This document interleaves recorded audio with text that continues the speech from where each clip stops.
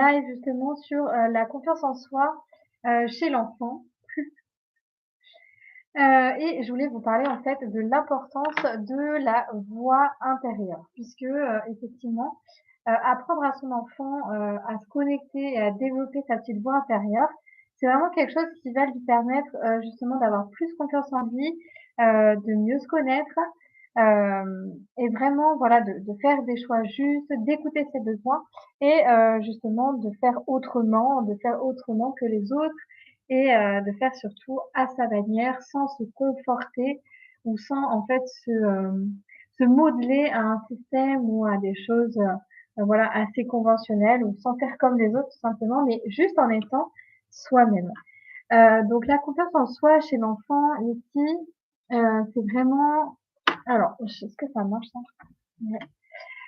La confiance en soi chez l'enfant en fait c'est vraiment quelque chose de qui est pas très simple parce qu'en fait nos enfants nous renvoient toujours, eh bien nos propres faiblesses, nos propres traumatismes. Donc je dirais que le premier indicateur déjà pour savoir si, votre enfant a confiance en lui, c'est tout simplement, eh bien de sentir déjà est-ce que vous avez confiance en vous? Donc là, il y a plusieurs domaines, hein. Ça peut être par exemple, est-ce que vous avez confiance en vous dans votre travail? Est-ce que vous avez confiance en vous, par exemple, pour parler en public? Est-ce que vous avez confiance en vous dans votre famille pour vous affirmer auprès de votre mère ou de votre père? Donc ça, ce sont vraiment des facteurs qui peuvent être, des indicateurs en fait, hein, puisque votre enfant en fait va vous révéler et va se comporter en fait, de la même façon, que vous finalement, puisque vous êtes eh bien, vous êtes son repère en fait, vous êtes vraiment, son repère. OK. Heu, coucou choupette. Du coup, voilà, c'est déjà un premier indicateur ici. Est-ce que vous avez confiance en vous? Et est-ce que, vous sentez, que votre enfant est relié à vous ou plutôt à votre conjoint ou conjointe, par exemple? Puisque vous savez, souvent on dit, «Mon enfant ressemble plus, me ressemble plus ou ressemble plus à mon conjoint», par exemple. Heu Donc vraiment, c'est aussi un bon indicateur. Est-ce que mon conjoint est une personne sûre de lui? Est-ce que c'est quelqu'un qui va entreprendre les choses, qui va s'affirmer auprès de sa famille, qui va faire des choix, de cœur et donc pas des choix forcés, par exemple, dans le travail? Donc ça peut être un bon indicateur, pour, voir en fait si votre enfant, est plus comme, son père ou sa mère ou plus comme vous, en fait, tout simplement. Ensuite, ce qui peut vraiment indiquer aussi que votre enfant a, on va dire, peu confiance en lui, heu, oui, c'est nos extensions, hein, Iéna, c'est ça exactement. C'est des extensions de nous-mêmes et surtout c'est des beaux miroirs donc vraiment c'est vraiment comme ça en fait, qu'on arrive à savoir en fait ce qui se passe en soi, d'accord? Donc si par exemple, on est quelqu'un, de timide, hein, et que, bah, notre enfant nous ressemble, eh bien, peut-être que lui aussi c'est quelqu'un de timide alors qu'en fait on le catégorise timide, mais il n'est peut-être pas timide. C'est juste qu'on est leur repère et ils vont, justement, un peu se calquer en fait, sur nous. Alors qu'en fait, s'ils avaient fait par eux-mêmes, s'ils avaient écouté leur petite voix intérieure et ben, peut-être que, timides, on les aurait pas catégorisés, en fait, de timides. C'est juste que voilà, on est leur repère, hein, donc ils font comme nous, tout simplement. Après, ça peut être aussi dans le comportement, bien sûr. Est-ce qu'à l'école, eh bien, ils ont un profil plutôt, affirmé par rapport aux copains ou par rapport, au groupe, par exemple? C'est comme ça aussi qu'on peut savoir s'ils ont confiance en eux. Voilà, est-ce qu'ils vont, justement faire en fonction des copains, en fonction de ce que dit aussi, la maîtresse, donc l'autorité? Ou est-ce qu'ils vont, plutôt, eh bien, s'écouter et mettre un peu de l'eau dans le vin des autres, quoi, j'ai envie de dire. C'est-à-dire faire un petit peu comme on leur dit, mais apporter aussi vraiment leur touche à eux, sans obéir strictement à, ce qu'on va, leur demander. Donc ça, c'est aussi un bon indicateur, hein. Est-ce que c'est un enfant qui obéit, en fait, c'est pas forcément justement un enfant qui a confiance en lui, dans le sens où il n'est pas connecté totalement ou tout le temps, en fait, à lui-même. Donc obéir, bien sûr, hein, nous, on est des parents, on a besoin un petit peu comme ça d'ordre, entre guillemets, ou de se faire respecter. Mais est-ce que ça passe vraiment par l'obéissance? J'ai envie de dire, je pense qu'on peut vraiment faire autrement que ça, et simplement aussi composer avec les besoins de notre enfant. Donc déjà, voilà, quand c'est un enfant un peu docile comme ça et obéissant, je veux dire, c'est quelqu'un qui va pas trop justement exprimer ses émotions ou affirmer son non en fait quand il a pas envie ou quand elle a pas envie. Donc voilà, ce sont plutôt des profils d'enfants qui auront même plus tard aussi du mal à s'affirmer en fait en groupe, sauf si entre-temps, voilà, vous les accompagnez, vous leur donnez les outils pour le faire, ou vous les faites accompagner aussi par d'autres personnes pour justement leur donner les outils pour développer, moi ce que j'appelle la petite voix intérieure, puisque eux en fait sont connectés vraiment à leur voix intérieure. D'ailleurs, dites-moi ici si vous trouvez que vos enfants sont connectés à leur voix intérieure. Est-ce qu'il y a des fois peut-être où vous écoutez pas en fait peut-être les besoins de vos enfants? Voilà. Est-ce que vous les trouvez connectés à leur petite voix intérieure ou pas? Et peut-être à quel âge aussi ont vos enfants, hein, ça dépend beaucoup aussi de l'âge, est-ce qu'ils ont été, on va dire, conditionnés, enfin à quel degré en fait sont-ils conditionnés, puisque sans le conditionnement en fait de notre société, de l'éducation, etc., je dirais qu'on a tous écouté notre voix intérieure naturellement. Hein. C'est juste que plus on grandit en fait, et ben moins on l'écoute et c'est ça qui est dommage, puisqu'après on arrive en fait dans un cycle, à l'adolescence notamment, où on se cherche, on ne sait pas qui on est. Et donc ça, c'est vraiment dommage parce que ça fait des adolescences difficiles en fait. Et je vous en parle parce que moi, je suis passée par là aussi. Alors qu'en fait, on pourrait vraiment leur donner, je veux dire, les préserver et leur donner tous les outils, en tout cas, pour écouter leur voix intérieure et faire la différence, voilà, entre la voix intérieure, le mental, et surtout leur permettre, eh bien, de développer ça et de la garder. Et c'est ça qui est le plus, je dirais, le plus important. Donc, dites-moi un petit peu si vous, de votre côté, vos enfants sont plutôt justement connectés à eux-mêmes, à leurs besoins, ou si au contraire, ok. Les négociations, malheureusement, elles ne sont pas à l'écoute, du moins pas après 9 ans. Ouais, voilà, donc ça dépend vraiment de l'âge. Effectivement, 9 ans, c'est déjà, je veux dire, un âge où on est, ben voilà, on est formaté, malheureusement, hein, parce que moi, j'accompagne des enfants aussi déjà à partir de 6, 7 ans. Ça commence à se gâter, en fait. C'est là où ça commence à se gâter. Et on commence justement à plus entendre ses propres besoins, parce qu'en fait, on obéit finalement à, à l'autorité, entre guillemets, hein, aux gens qui représentent l'autorité, hein, et qui nous donnent nos repères, en fait, tout simplement. Hein. Donc, c'est pas non plus mal, mais en fait, c'est juste que nous-mêmes, on a été éduqués comme ça et on a encore des restes et c'est comme ça qu'on éduque aussi nos enfants, entre guillemets, hein, bien sûr. C'est apprendre avec des pincettes en fonction de votre situation. Hein. Mais 9 ans, ouais, effectivement, on commence déjà à être dans la préadolescence et effectivement, c'est dommage de pas s'écouter, quoi. Donc c'est vraiment important de leur apprendre ce que c'est ça, la voix intérieure. De leur apprendre ce que c'est, de comment ça marche, comment ça fonctionne, comment on la développe, pour en fait leur donner des outils simplement pour que eux-mêmes puissent s'exprimer par rapport à leurs vrais besoins et pas par rapport à nos besoins à nous, quoi, hein, parce que ça c'est complètement différent. Et donc Sarah, toi tu dis que ta fille a 8 ans et elle est au contraire tout le temps dans l'opposition. Et tu sais pas si c'est qu'elle est à l'écoute de sa voix intérieure. Mmh. C'est peut-être qu'elle a aussi, tu vois, un petit côté rebelle comme ça et que son challenge, en fait, c'est aussi de te montrer que l'autorité, justement, voilà, l'autorité, ça n'existe pas en fait, et que c'est pas parce on impose des choses aux enfants que ça va les rendre plus respectueux ou plus polis ou plus ci ou plus ça. Et donc c'est peut-être ça qu'elle vient te montrer en fait, Sarah. Tu vois? C'est peut-être, justement, effectivement, elle est rebelle parce qu'elle a envie de s'écouter, elle a pas envie qu'on la force à faire des choses ou qu'on la force à penser comme ci ou comme ça, donc c'est bien au contraire, hein. Je pense que c'est au plus, en fait, ils se rebellent, au plus ils viennent, nous montrer des choses, en fait. Donc c'est plutôt comme ça, Sarah, je pense que tu peux le prendre. C'est qu'elle vient te montrer justement que voilà, c'est pas parce que, tu vas, effectivement, lui conseiller de faire ci ou de faire ça qu'elle va le faire, d'accord? Elle a sa propre, son propre, libre arbitre, en fait, en tout cas libre choix, d'accord? Je dirais plutôt le libre choix. Donc je pense que c'est ça qu'elle vient te montrer et que toi aussi peut-être quand tu étais petite, eh bien, tu aurais bien aimé que tes parents te laissent, la liberté justement d'avoir le choix, d'accord?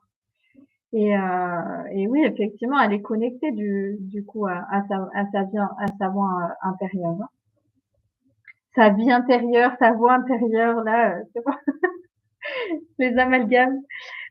Donc effectivement, voilà, plus ils grandissent, plus en fait ils sont conditionnés et plus ça se complique quoi.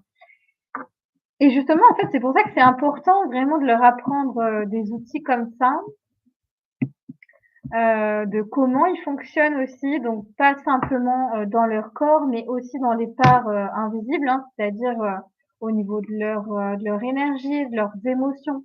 C'est vraiment important de leur apprendre ça parce que ça leur permet une meilleure connaissance d'eux-mêmes, ça leur permet de comprendre des choses en fait qui par la suite, quand ça devient justement, c'est un petit peu comme le train qui freine d'un seul coup et tous les wagons là qui se mettent les uns sur les autres, arrivés à l'âge de l'adolescence. Tu vois, le fait de leur apprendre justement tous ces outils, ça permet, eh bien, de ralentir le train et qu'ils se prennent pas tous les wagons comme ça, d'un seul coup sur le dos, à l'adolescence quoi, où là, du coup, ça devient, compliqué, de savoir après qui ils sont. Parce qu'ils portent, et pourquoi en fait d'ailleurs ils savent plus qui ils sont à l'adolescence?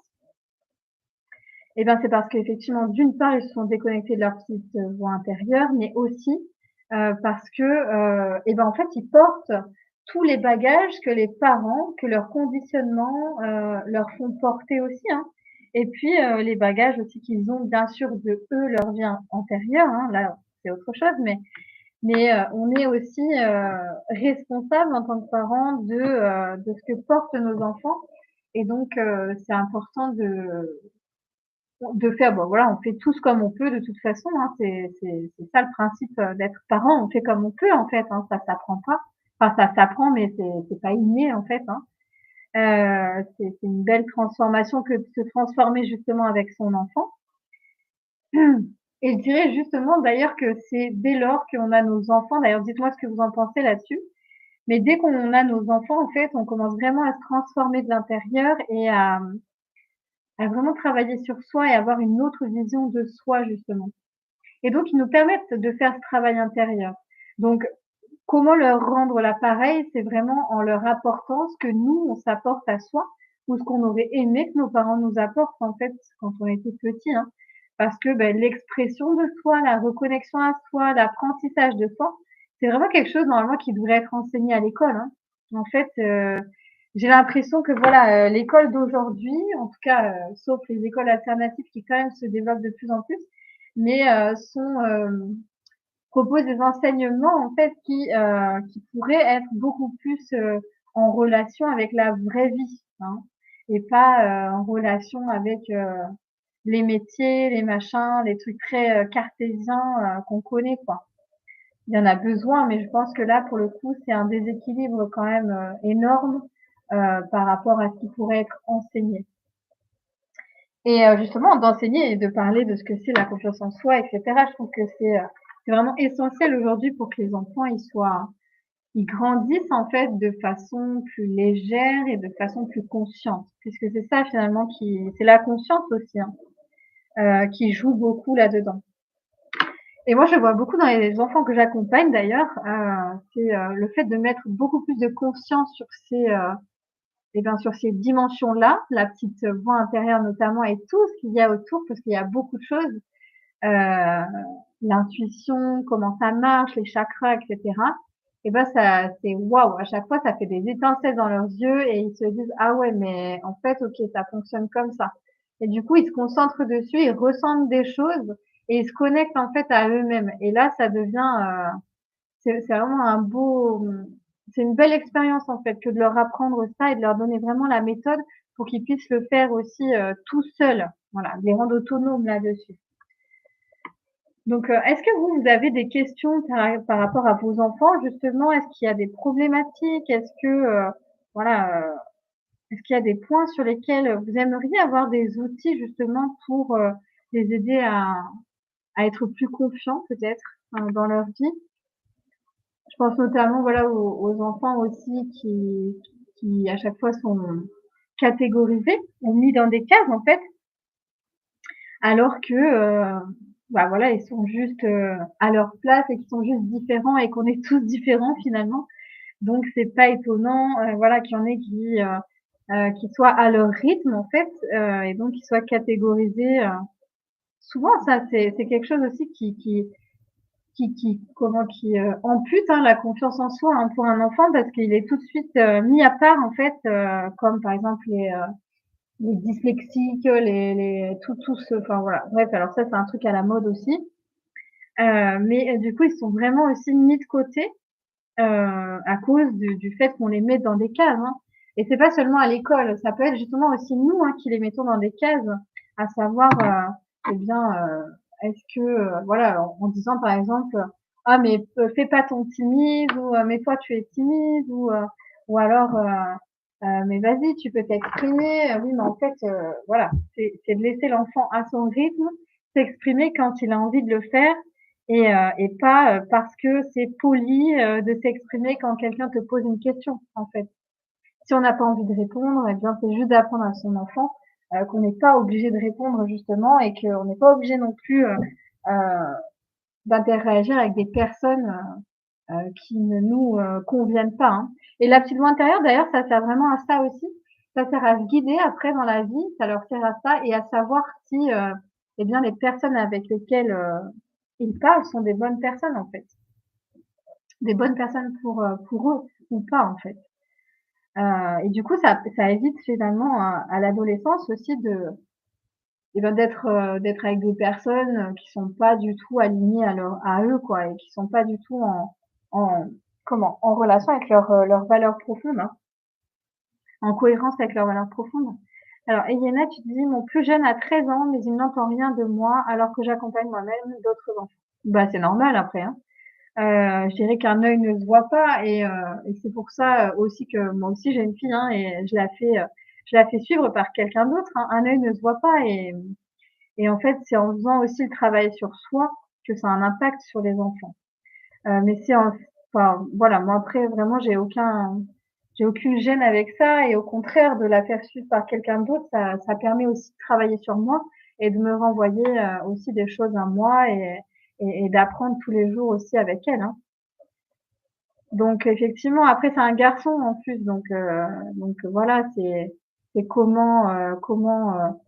voilà, c'est il a 13 ans, hein, il est dans l'adolescence, donc c'est comment il a été, appris aussi à s'exprimer, à voilà, il est très conditionné, 13 ans, voilà. Ça dépend ce que tu lui as, proposé, on va dire, depuis son plus jeune âge et lui, comment il a interagi avec toi, mais effectivement, ça permet toujours, en fait, de se remettre en question et de travailler sur soi, que de faire accompagner nos enfants par des personnes extérieures, hein.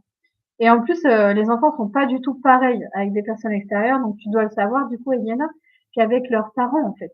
Et après, effectivement, quand ils retrouvent leurs parents, et ben là, il y a des choses qui changent et c'est ça qui est assez, qui est beau à voir aussi, hein. Et au contraire, quand tu fais, accompagner ton enfant par une personne extérieure, il va vraiment se confier et parler. Et ça, en fait, c'est un peu le mal, du siècle, on va dire, mais pour les générations de nos enfants, en fait, c'est ça, en fait, c'est d'avoir une personne qui les écoute vraiment. Parce qu'en fait, à cet âge-là, justement, on a l'impression que nos parents, ils nous écoutent pas. On a l'impression qu'ils en ont rien à faire de nous et cetera. Alors qu'en fait, c'est pas vrai, hein, c'est pas toujours vrai, mais il y a toujours cette espèce de rejet, en fait, puisque les parents représentent aussi l'autorité. Donc toujours cette espèce de rejet, de rébellion Et le fait d'avoir une oreille, objective, en fait, ça leur permet de se confier, d'avoir un confident et c'est souvent, aussi pour les garçons, c'est souvent ce qui et pour les filles, hein, ça leur apporte vraiment une bouffée d'air, en fait, d'avoir juste un confident, une confidente ou qui les comprend, qui les écoute et qui, c'est-à-dire qui dégonfle, en fait, leurs problèmes, hein, qui n'en sont pas, ce sont des illusions à chaque fois donc c'est vraiment important justement d'avoir une personne, extérieure, et ça permet vraiment en plus de retrouver son enfant, de recréer du lien et cetera. Moi, je le vois beaucoup, hein, avec les parents du coup et enfants que j'accompagne parce qu'un accompagnement enfant, ça va jamais sans les parents, pour moi en tout cas et donc du coup, c'est vraiment comme ça que je le vois et à chaque fois même, les ados, que j'ai me disent, «Ah mais heureusement que tu es là, toi tu m'écoutes, toi tu me comprends» et cetera et puis après, une fois qu'ils ont vidé et qu'ils ont voilà, que les problèmes se sont dissipés, on va dire, avec leurs parents, ça se passe beaucoup mieux, hein. Donc ça, c'est vraiment important et en fait, moi j'attache une importance vraiment particulière à ça parce que je l'ai vécu et que, moi aussi j'aurais bien aimé avoir quelqu'un, de confiance qui me comprenne et qui soit à ma hauteur, en fait. Surtout ça, en fait. Pas, qu'ils se mettent en position d'autorité et d'adulte parce que ça, c'est le pire truc qu'on puisse faire, je crois, pour essayer de comprendre son enfant. C'est vraiment se mettre en position d'adulte, de celui qui sait, de celui qui dirige et de celui qui enseigne à l'enfant. Aussi, ouais, il y a ça, hein, il y a ce côté-là aussi, c'est que, l'enfant pour qu'il ait plus confiance en lui, c'est important de se mettre à sa hauteur.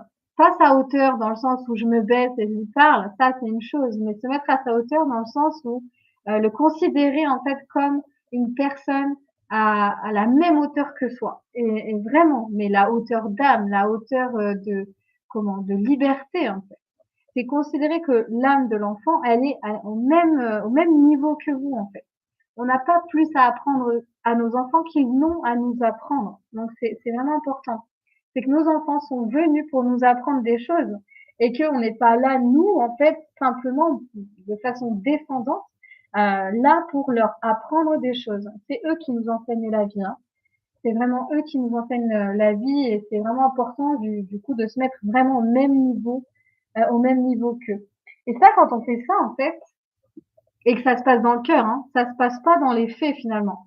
C'est vraiment d'être convaincu que son enfant est une âme au même niveau que soi et que au-delà de l'âge ou au-delà de la hiérarchie entre guillemets hein, des ascendants et descendants, eh bien il y a une âme qui est en face de vous, une âme blessée comme vous et qu'elle a autant de choses à vous apprendre, si ce n'est plus parfois que vous avez aussi à lui apprendre sur des domaines différents. Donc c'est vraiment une question de se positionner dans son cœur au même niveau que son enfant.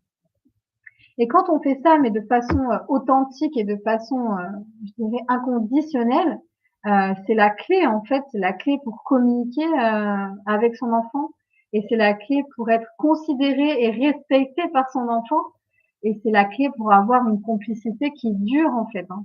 C'est voilà. Parce que pourquoi en fait justement, Yéna, tu disais ton enfant il a 13 ans, il t'entend plus, il veut rien entendre de toi. Pourquoi il y a cette espèce de défiance qui s'installe après envers les parents?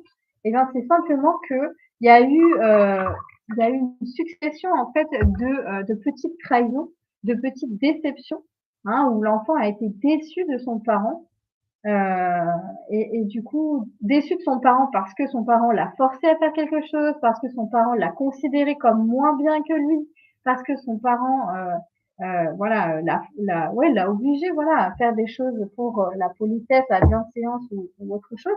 Et donc c'est une série comme ça de petites trahisons qui deviennent en fait une grosse trahison pour l'enfant, qui sont vécues comme ça, et ça devient du coup une grosse déception aussi et on ne fait plus confiance en fait à son parent tout simplement et du coup le fait de plus faire confiance on va plus on va plus se confier, on va plus aussi se fier à ce que le parent dit, on va au contraire faire l'inverse et on va rester buté sur cette image ici de l'autorité.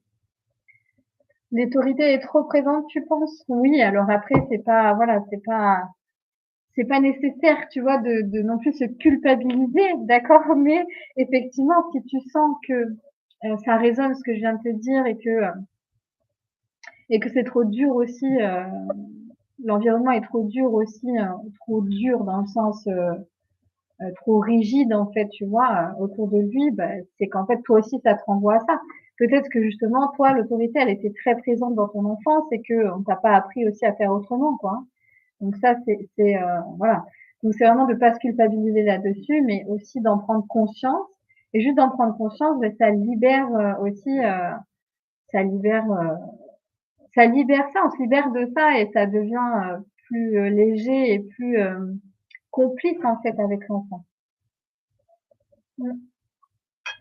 Donc après, est-ce que vous avez des questions par rapport à ça ou est-ce que il y a des fois justement où vous êtes peut-être voilà trop dans l'autorité ou vous aimeriez faire autrement mais vous savez pas finalement comment faire aussi parce qu'en fait c'est le comment hein. C'est ouais c'est bien c'est qu'en fait des fois on connaît la musique on connaît la chanson hein, on n'a pas envie de reproduire ce qu'on a vécu mais en fait comment on fait pour changer justement sa façon d'être avec l'enfant comment on fait pour lui transmettre autre chose sans basculer dans les extrêmes en fait parce que c'est ça le danger.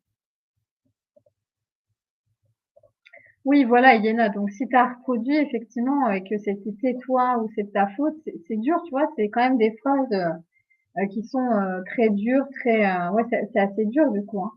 Donc, tu as peut-être reproduit, peut-être pas avec la même intensité, mais effectivement, peut-être que tu as des réflexes, on va dire, qui sont là par rapport à ce que toi t'as vécu. Donc c'est aussi finalement en tant que parent pour que nos enfants aient confiance en eux, c'est faire un travail sur soi aussi. Faire un travail sur soi et les éduquer à s'écouter, à se connaître. Et du coup, voilà, il y a plein de méthodes pour le faire. Mais moi, j'avais vraiment envie de vous parler de la petite voix intérieure parce que je pense et je suis convaincue en fait que c'est la clé pour justement mieux se connaître, pour s'écouter et pour savoir en fait ce qui est juste ou non, pour communiquer aussi et pour s'exprimer.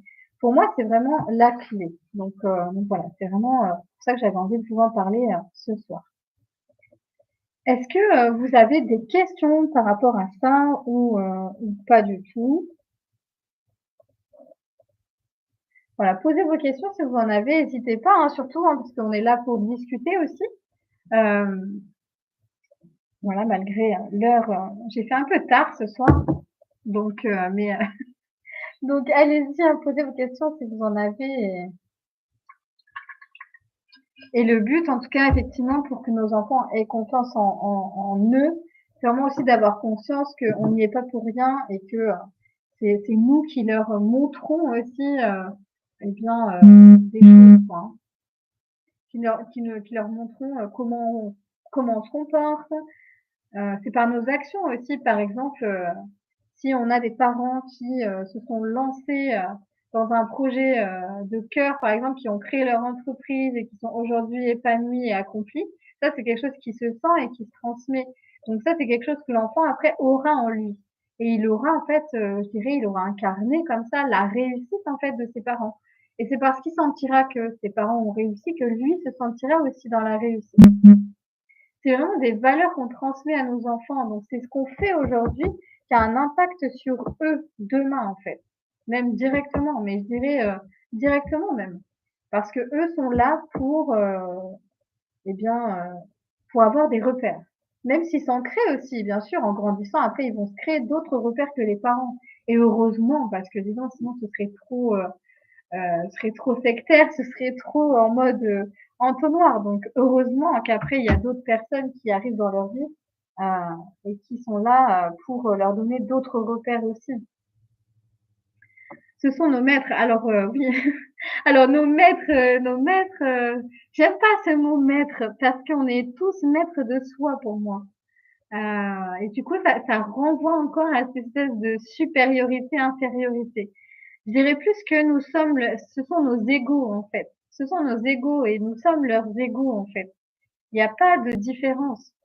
Il n'y a pas de différence. Je te dirais même que une personne qui a, tu vois, ça va de même aussi pour les adultes. Hein. Euh, pour moi, il y a aucune différence entre tous les adultes, que ce soit le président de la République, Rihanna ou moi, en fait, tu vois, je vois pas de différence. On est tous des âmes, on est là pour faire quelque chose, passer des messages et surtout apprendre. On est là pour apprendre et expérimenter. Et donc, il n'y a pas de différence. Et donc, moi, je pourrais voir demain le président que je lui parlerai comme si je le connaissais depuis toujours, comme je parle à mes clients, comme je parle à tout le monde, en fait. Il n'y a pas de différence. Donc, pourquoi il y aurait une différence avec nos enfants? Parce qu'ils sont plus petits que nous, parce qu'ils sont fragiles, parce qu'on nous a dit que les enfants, justement, fallait en prendre soin, qu'on était responsables d'eux, qu'on était là pour les éduquer, pour leur donner la direction. Ça, c'est totalement faux, en fait. C'est vraiment totalement faux. On n'est pas là pour ça. Donc, c'est vraiment des illusions, en fait, qu'on nous a mis dans la tête. C'est pas parce qu'ils sont petits qu'ils sont fragiles.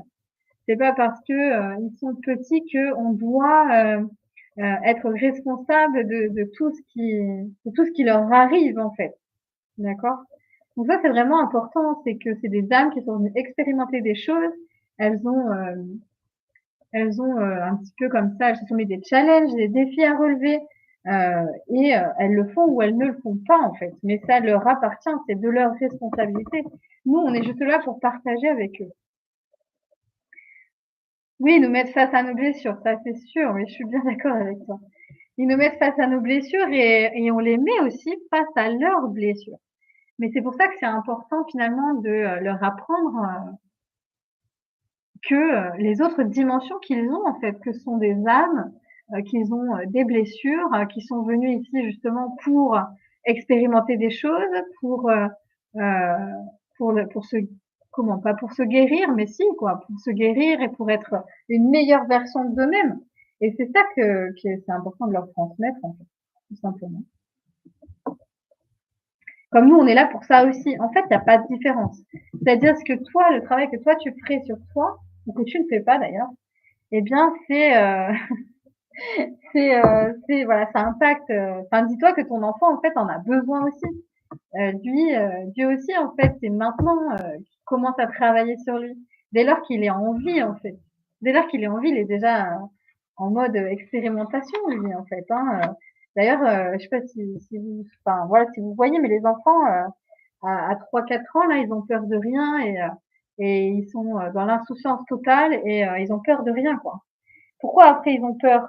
Bah, c'est parce qu'en fait, nous, on leur met des peurs.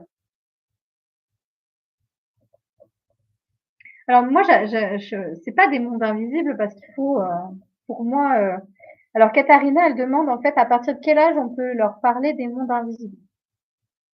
Alors moi, je vais être très sincère avec toi. J'appelle pas ça les mondes invisibles. C'est pas comme ça que je les appelle parce que derrière ça, il y a une espèce de mystification que j'aime pas du tout.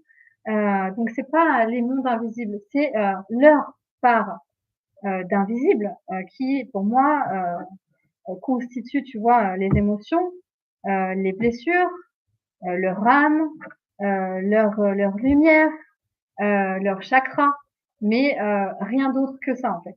Euh, et donc c'est à ça, c'est ça que je parle moi quand je dis que je leur apprends justement à développer leur petite voix intérieure. Mais voilà, ça va pas plus loin que ça et surtout ça c'est pas du tout avec un vocabulaire d'adulte. Donc si tu n'emploies pas de vocabulaire d'adulte entre guillemets, mais à partir de 3-4 ans, moi, à partir de 3-4 ans, c'est déjà dans le, c'est déjà dedans, quoi. Même avant, en fait. Même avant, tout simplement, c'est de les apprendre comme ça, à leur apprendre leur fonctionnement, quoi. Voilà, tu as des chakras, tu as ci, voilà, là, tu as un troisième œil, ça sert à ça, là, tu as ça sert à ça. Comment tu fais pour développer ta petite voix intérieure? C'est comme ça, etc., etc. Et moi, ça, c'est à partir de 3-4 ans, quand ils commencent à bien parler et à être conscients, en fait, de ce qui les entoure. Quand ils commencent à être malades, etc. Donc ça, ce sont des choses que moi, j'ai transmis déjà à ma fille, bon, depuis même avant ça, mais en tout cas, dans les enfants que j'accompagne, c'est voilà, à partir de 4 ans, 4-5 ans, c'est déjà, on peut déjà bien en discuter en fait. Mais attention, voilà, je leur parle des choses qui sont à proximité de leur corps physique et non plus trop perchés ou avec des mots qui peuvent faire peur, etc. Donc attention aussi au vocabulaire qu'on emploie et puis aux portes qu'on ouvre surtout. quand on fait ça. Voilà, c'était juste une petite remarque là-dessus. Parce que effectivement, c'est pas parce qu'on est dans la spiritualité, alors déjà moi j'aime pas ce terme-là, mais quand on est comme ça, bah voilà, dans le développement personnel, dans le bien-être, c'est important aussi de se mettre, voilà, de pas tout dire et de pas se mettre non plus dans des dimensions qui parfois n'existent même pas en fait. C'est voilà, il y a des choses aussi de la spiritualité qui sont pas bonnes à dire, ne serait-ce déjà qu'à des adultes, donc pas à des enfants non plus quoi. Voilà. Voilà pour ça. Alors, où est-ce que je voulais du coup en venir?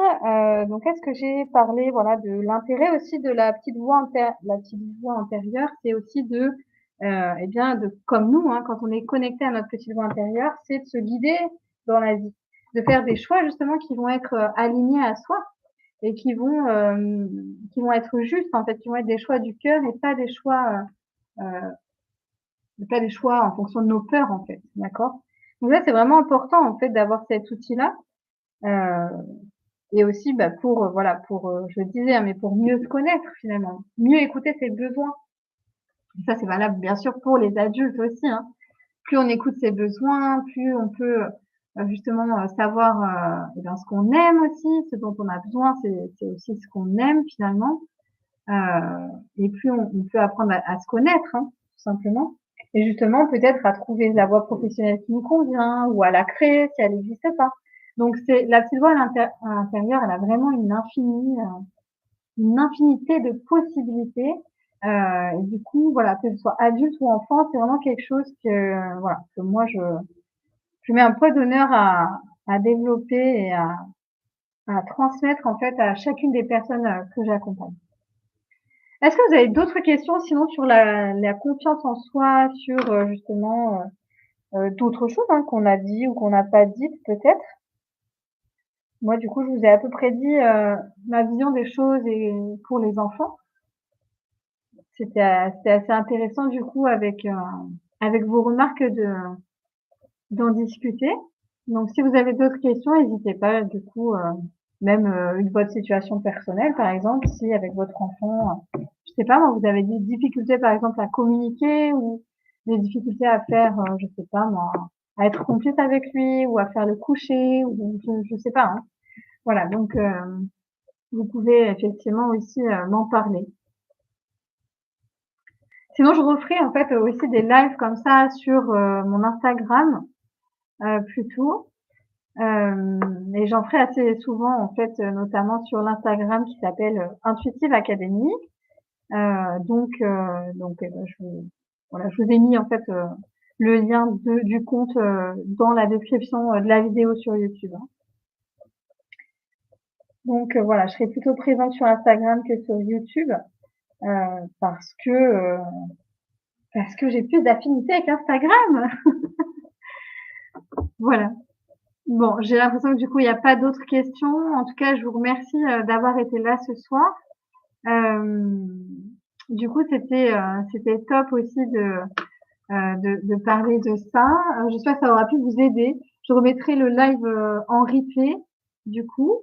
Et puis, si vous voulez d'autres informations ici, eh bien, notamment sur le programme enfant que je propose, vous avez toutes les informations dans le lien de la vidéo. Euh, et puis voilà, donc n'hésitez pas ici à me, à me contacter ou pour d'autres pour des questions, etc. Soit par Instagram, par les réseaux, ou alors par l'adresse que je vous ai mise dans le lien de la vidéo. Voilà, mais en tout cas, je vous remercie d'avoir été là ce soir, au lieu de manger peut-être. Merci, Yéna. C'est cool, bah, tu m'as connue comment du coup? Avec une pub Facebook ou comment tu m'as connue, Yéna? Si tu peux me le dire, ce serait chouette. Voilà, donc sur Insta, je vois que là, il n'y a plus personne. Il y a Pacha Mama qui est arrivé. Coucou Marion. Bon, je mettrai la vidéo en replay ici et moi je vais aller manger. Ah oui, d'accord, ok. Et ben, merci de ton partage, Yéna. C'était intéressant aussi de partager avec toi et j'espère que ça aura pu t'aider. En tout cas, voilà, n'hésite pas si tu as des questions ou quoi que ce soit, ce sera avec plaisir. Du coup, je sais pas qui ici a quelque chose au chakra de la gorge, mais il y a quelque chose ici, justement, sur la confiance en soi, en tout cas l'expression de soi, qui ne fonctionne pas. Je pense que c'est Iéna d'ailleurs. Mais bon, alors, tu me diras, Iéna, mais je pense que c'est toi au niveau de la, tu vois, comme si tu n'arrivais pas à te faire entendre ici. Voilà, ok. Bon, ben après, c'est normal. Des fois, voilà, il y a des périodes aussi, et peut-être que tu as des choses, voilà, à travailler plus avec tes enfants, dans la communication justement avec tes enfants. Bah, c'est normal, c'est la vie, hein. Il y a du boulot. Après, je dirais que c'est la vie. On est là pour ça, hein. Bon.